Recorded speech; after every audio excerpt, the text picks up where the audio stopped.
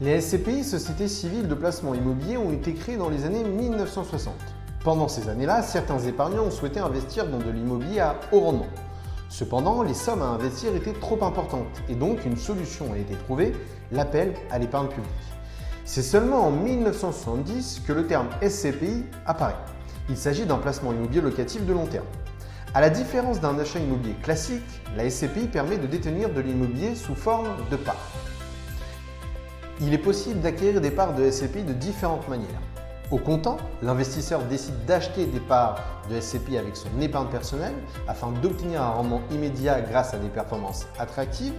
À crédit, afin de bénéficier de l'effet de levier, le souscripteur peut choisir de faire un emprunt bancaire afin de financer l'achat de ses parts. Cette méthode est très adaptée pour les placements à moyen et long terme. Au sein d'une assurance vie, il est possible d'intégrer des parts de SCPI dans les contrats multi-supports de l'assurance vie.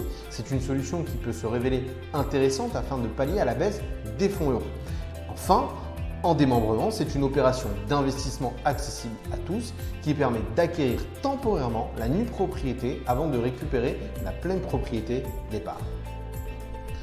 La SCPI est une alternative à des produits plus traditionnels. Son fonctionnement est simple. Plusieurs investisseurs particuliers se réunissent, apportent leurs fonds au sein de la SCPI. Et en mutualisant cette épargne, la SCPI va acquérir une multitude de biens immobiliers.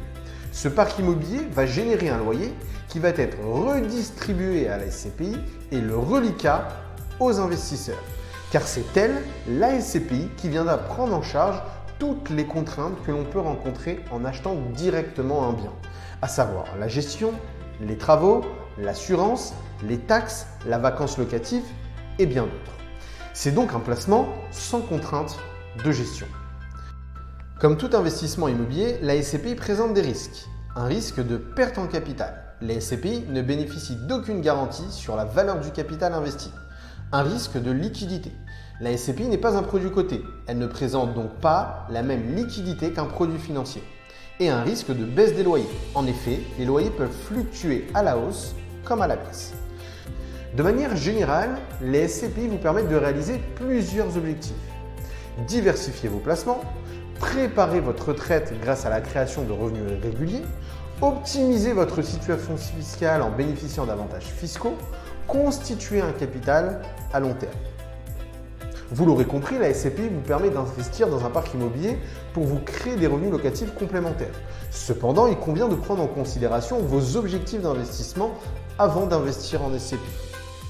Attention, le choix d'une SCPI ne se fait pas uniquement sur le critère de la rentabilité.